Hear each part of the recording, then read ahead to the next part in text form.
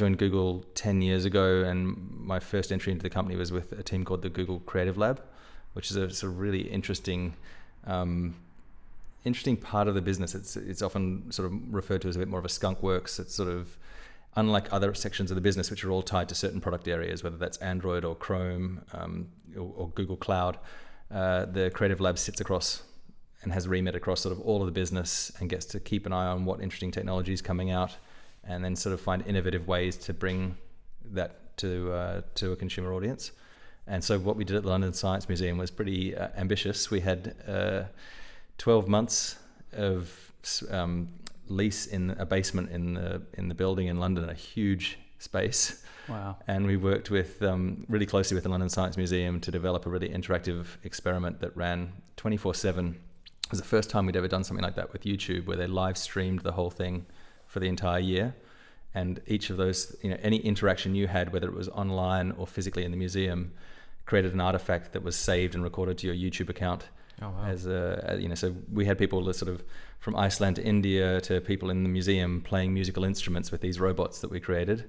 And then everyone had their sort of unique idea, and that was all saved and attached. Right, so you got to essentially use those exhibitions as a means to integrate all of these new technologies that you see coming online at Google essentially and YouTube. Absolutely. So it was partnering with the Chrome team, and it was an exercise in sort of inspiring kids about the internet in general. So some of the experiments we did was to show that actually there's physical undersea cables that connect all of this, and how does the internet itself work. So we did sort of these ping tests to see where an image search would travel to around the world and come back to you to give you that result. We did another one around robots that would draw your sort of face in the sand, and it was all to show how HTML in this space within the browser could easily take a photo of your face, find these sort of rotoscope your image, and then digitize that and do it in a really playful way. And so what was your role in that? You were in the design side of things? Or sort of involved from the get-go. It was right as my creative director, T.U. Glow at the time, was sort of handed the project off because she was moving to Australia, actually, to head up the team here. So a new creative director came in, and I was sort of a bit of the glue in that project from the beginning and the genesis of it, with our initial conversation with an external partner called Tellart that was effectively the robotics group that we worked with. And we brought on another agency called BeReal, who did all of the HTML front-end development. So I sort of... A bit of project management? Yeah, I was there from doing sort of the strategy at the beginning of what we were trying to do, how we were going to create this type of thing, and then really project management for the build-out and design and development. So I spent a lot of time flying to America at the time. Tellart was either based between Amsterdam and Rhode Island, so project managed with a team internationally over there, and then the developers in London. And were these companies, are they... subsumed into, are they owned by Google, or are there these external groups that... Fantastic, incredibly. The Tellart team are all predominantly ex-Rhode Island School of Design, so RISD designers and developers, so creative technologists really. And I think to what you've been talking about with the curriculum and what people are learning these days, I don't think when I was at school a creative technologist was a term that would even have existed, but that's sort of the type of talent that these guys all had. They had this incredible eye for good design, but the ability to code and create incredible software. When we talk a lot about interdisciplinarity and interdisciplinary education, Steve runs a STEM course and a design course, and I run a philosophy course, and we're really interested in opportunities for students to combine disciplines and concepts across disciplines. And it was one of the things why we wanted to talk to you mainly, because those kind of projects, they include robotics, they include designers, data analysts, project management, engineers. It's a really full project. And how do you get selected, and what's your background that says we would like to have you managing this project? I was fortunate, I think, which sort of is probably best to describe how I stumbled in my journey into Google, I guess, and just explain what the sort of team was like at the time. I came from studying an undergraduate in commerce here at UWA, so I did marketing, accounting, and finance, and I think I probably should have followed my passion and gone into architecture, but didn't really have the conviction to do it. So followed in the family footsteps of my father and brother, and ended up in an accounting firm at KPMG for a while. And I think, at the time, my friends were all still studying, because commerce is a 3-year degree, and I got out early and still didn't know what I wanted to do. But I quickly learned after a year or two there that I didn't think that was my passion. And I was playing music in a band, and just sort of decided to just follow that. So I went back and did a postgrad in multimedia and communications at ECU at a time when sort of macromedia flash was still, the thing. But that was critical to all of these opportunities that then transpired. Absolutely. That took course. a gamble on that course, and it was a new course. It was really fascinating to be there, because I think I had the benefit of going back to university the second time and doing something that I'd chosen rather than sort of just going with the norm. So I was much more engaged with the course, and it was a new sort of evolving curriculum, and I think they did a great job and had excellent facilities. So that sort of set me up to. I worked for a couple of years at a 3D animation company here in Perth before going to London.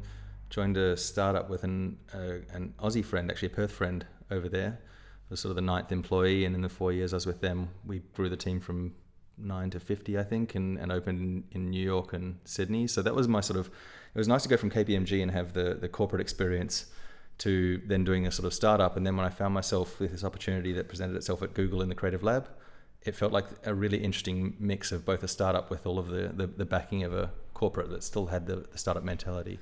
Because I'm really interested in the role, mentors play in people's careers, basically. And it sounds like I imagine you're pretty lucky to have forged that relationship and been given that break by T. So you get to work with a lot of really smart, interesting, creative people at Google. What, perhaps maybe just T, or just a sort of synthesis of the insights you've gotten from those mentors that you've had along the way? Yeah. T in particular, as I said, took a huge gamble on me. So is probably one of my, probably just the most trusted mentor, and someone I definitely still defer to. I think just is a fascinating mind. So just to I think, I grew up in Perth, and my world was Perth, and Perth is a big mining town, but it was a much smaller place 15 years ago, and I just don't think I was exposed to as much, and I had a very conventional sort of school and tertiary education. So just sort of meeting someone like T, who's a much more creative thinker, much sort of more intriguing mindset, was just someone that I could learn a huge amount from. So that was fascinating, and as I said, she put a huge amount of trust in me. Incredible teacher, really. So they have something there called the EMCR, which is a sort of marketing creative review, where anything that Google, any Google branded material that's going out gets reviewed by the creative sort of team and the ECD and the head of marketing. And they invited everybody in the team to that meeting. It was part of Google, having this really open culture. And I think the insight there is that you sort of live and breathe the brand, and you need everybody to hear and listen and see that feedback, so that it's sort of baked into everybody. How do you define creativity? Ooh, this now sounds like a Google interview question. To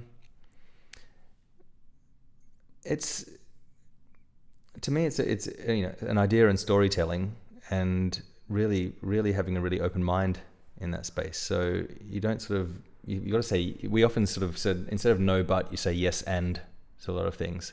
And so you don't cut an idea off. You let people sort of explore it, good and bad, in a different space. And that's an explicitly cultural thing you see in most meetings at Google. Yeah. Right.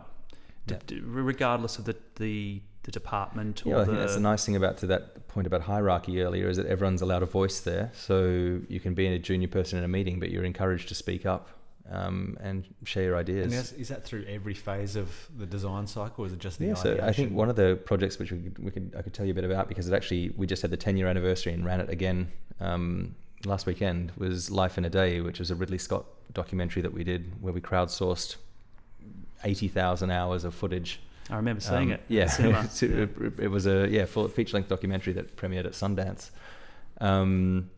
And that was the idea of a 23-year-old, I think Tim Partridge was at the time, and Google marketing, I think, or the whole company ran a sort of Dragon's Den-like process. It was just like, pitch, if you've got an idea for a big marketing campaign that's sort of big and audacious, come and pitch it. And they had a panel and put a large budget behind it to get that done. So it's sort of, that's the level of sort of creative thinking they encourage is just sort of anyone can pitch an idea. I guess it's kind of funny working for a tech company or even a social media company where their goal is really to get as much business as possible, which can move towards addiction for a lot of people. Mm-hmm. How do they talk about those kind of issues at the likes of, not necessarily Google, but maybe in other tech companies? How do they discuss that? Again, to the point of it being a fairly flat company, I remember reading documents that people would share there where they were, openly able to voice objection or call out where they thought something was becoming problematic in terms of the gamification of a piece of software or something that made it too sticky and made people want to come back. And they sort of talked about that challenge against productivity. So the leadership in the company definitely listens to the employees, and I think the employees have a huge voice. You only have to see the Google walkout with to see the power of the employees at a company like that. And I think their don't be evil mantra was something that was very much part of my career there. So Ross, I'm really interested in where you see the next 5 years of your career going. Me? Yeah. And I wish I knew the answer to that, Sam. So I as I said, I'd sort of decided to make a move back to Australia this year. So I got back in March just before, just as everything escalated, and had my time in quarantine. And I think while Google was still employing me at that time, I was really eager to make sure I found the next job, and I was really actively seeking all these different roles, particularly focused in tech companies on the East Coast. So I've had very interesting conversations with TikTok, with Canva, and Safety Culture, some of the big sort of tech unicorns, and I'm super fascinated by those businesses, and to see some Aussie companies like Atlassian competing at these very international scales.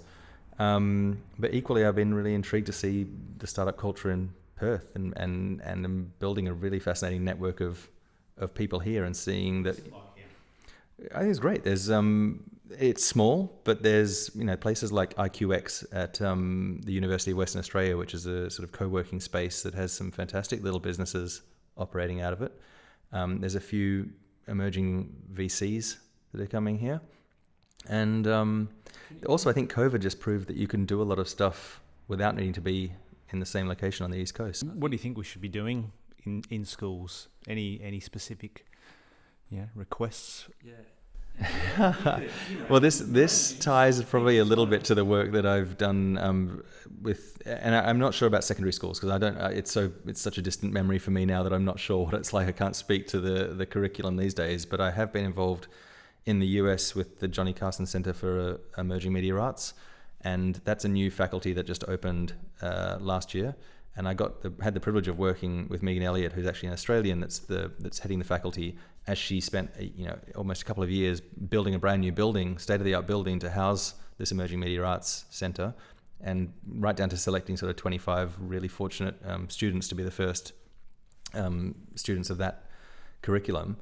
And I think the nice part was that to your your mission here, I think it's incredibly interdisciplinary.